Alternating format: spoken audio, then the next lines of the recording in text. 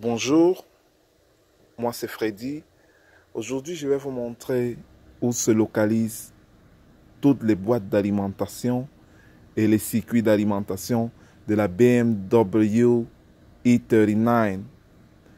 Celle-ci, présentement, c'est un 2002, année 2002, modèle 530i.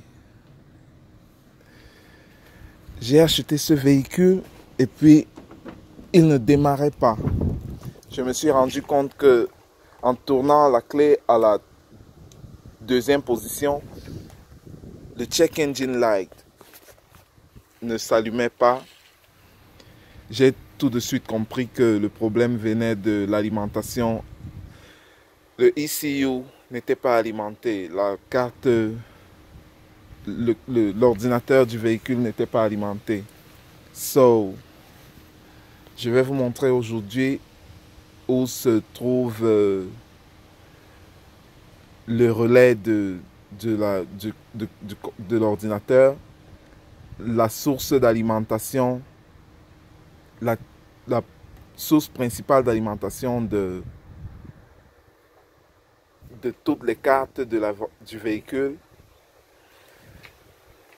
Étant donné que j'ai déjà ouvert le hood, je vais vous montrer. Ici, ça allait là. So, ici, normalement, c'est le cabin air filter, le filtre de climatisation. Il y en a deux. Donc voilà, un de l'autre côté et voici l'autre de ce côté. Celui-ci, je l'avais déjà démonté au préalable. C'est pas difficile à démonter. Il y a un clic qui vient. La boîte est de l'autre côté. Donc il y a juste un clic et après le clic, vous allez enlever la partie supérieure et en dessous, vous allez trouver ceci. Ceci est la chambre où se trouve l'ordinateur. Je vais vous détailler les relais qui se trouvent à l'intérieur. Vous allez trouver ce relais-ci. Si vous avez un problème de wiper, les essuie-glaces, c'est ce relais qui gère les essuie-glaces. Celui-ci,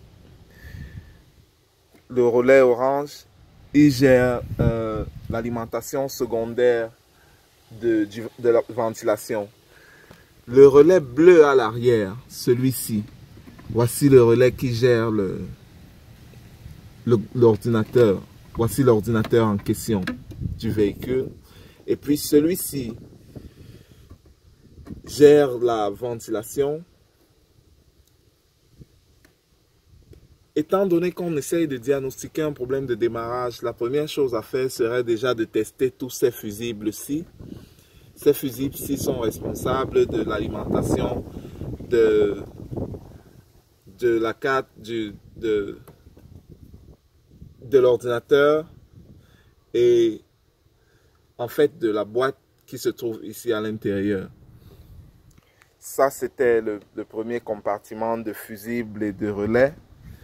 Le deuxième, nous allons aller là à l'intérieur de la voiture, côté passager.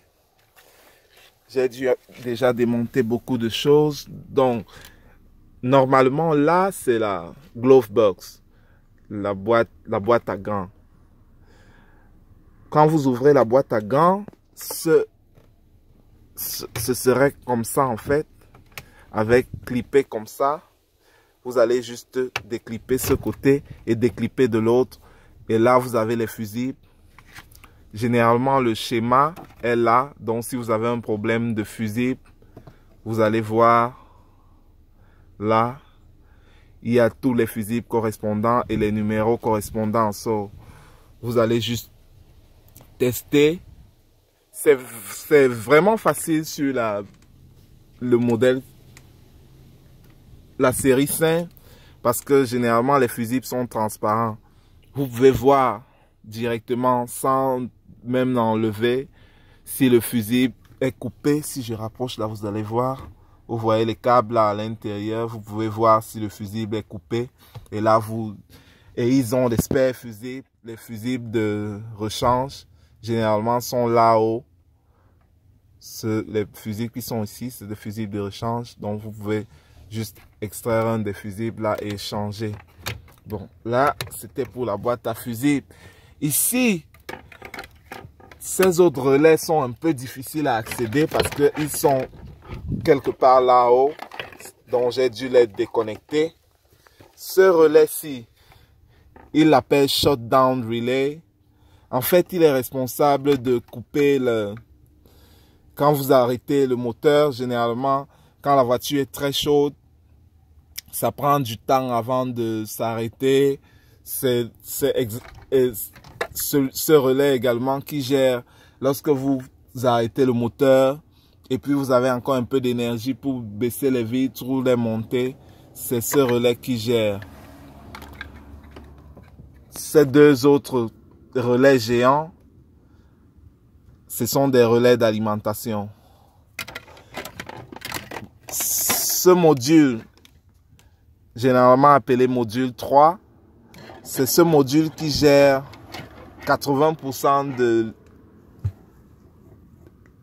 interior light, des lumières à l'intérieur de la voiture, du verrouillage centralisé, des boutons d'activation d'essuie-glace et tout. C'est le GM3 qui gère ce module.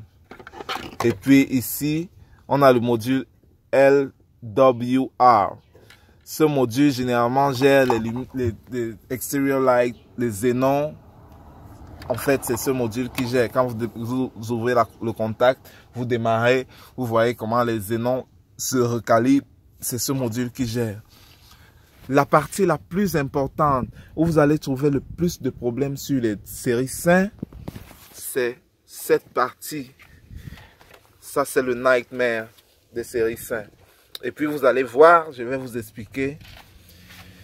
Ce module, regardez, étant donné que la batterie vient de l'arrière, vous allez voir le gros câble rouge, c'est le câble qui vient de l'alimentation de la batterie de l'arrière. Donc, ce que vous allez faire, comme j'ai fait, vous allez démonter le siège côté passager pour avoir accès à ce compartiment. Et puis, il y a cette pièce qui vient là. Vous allez l'enlever d'abord. Et puis, il y a une autre barre qui vient là. Vous allez juste slide la barre pour permettre qu'elle sorte. Et puis, à l'intérieur, vous allez retrouver ceci. Vous voyez, j'ai nettoyé cet endroit. J'ai parqué la voiture il y a une journée. Et puis, regardez, de l'eau. Vous voyez de l'eau là en bas. C'est cette eau qui est responsable de tous les problèmes de la BMW Series 5. Regardez, vous voyez ces câbles que j'ai dû scotcher en noir. Cet ensemble de câbles et ceux-ci sont généralement en dessous. Donc viennent du bas. Vous voyez, ils ont mis... J'aurais aimé faire une vidéo quand je l'ai démonté. Ici, en fait, il y a un pont qui descend en dessous. Et puis, ces trois câbles-ci sont en dessous. Ce qui fait que quand l'eau pénètre à l'intérieur de la voiture, la rouille va sur ces câbles-là. Et puis, ces trois derniers-ci sont responsables, celui-ci particulièrement, il est responsable du blower motor. Ça veut dire le moteur, quand vous allumez votre climatisation, vous allez voir sur le module, tout est allumé, mais il n'y a pas de poussée d'air. Donc l'air ne vient pas. Le blower motor, donc le moteur ne tourne pas. Ces trois câbles-ci également sont responsables de l'alimentation des ampoules, des phares. Vous allez voir que vos phares s'allument simplement d'un côté quand ce câble-ci n'est pas bien connecté à ce breaker circuit. Ces trois-ci vont gérer ça. Ces trois câbles vont également gérer vos vitres, dont les vitres ne vont pas monter et descendre. Ces trois derniers, ça c'est les plus importants. La voiture ne va pas démarrer si ce câble-ci n'est pas connecté ou est bougeant. La voiture ne va pas démarrer parce que ces 3 câbles-ci vont sur le ECU. Donc l'ordinateur ne va pas connaître ce que vous êtes en train de faire. Vous allez tourner la clé, vous aurez un crank no start. Donc vous allez tourner à la 3e position. La voiture va tourner, le moteur va tourner mais jamais démarrer. Donc j'ai dû donc les faire venir par le haut.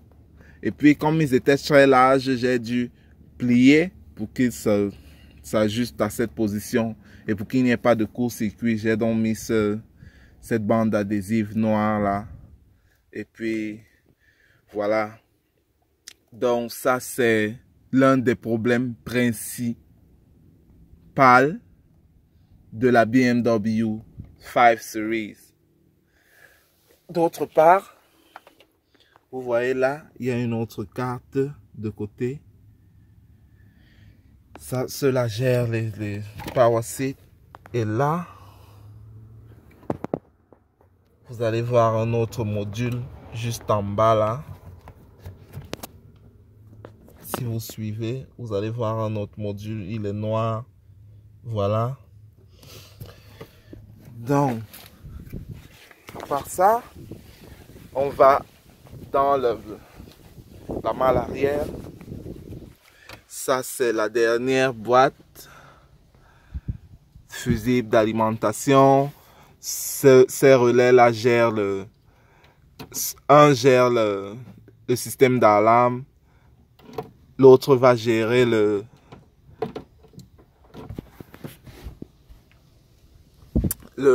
Windows Defroster, le dégivrage des vitres. Donc voilà, vous avez 3 relais, vous avez certains fusibles et voici la charte. C'est juste collé là, donc vous allez voir tout ce dont vous avez besoin. La batterie est de ce côté. Et puis, voilà, si vous avez un problème sur votre BMW, que ce soit moteur, si vous avez aimé la vidéo, mettez un like et on se revoit à la prochaine épisode. Bye bye.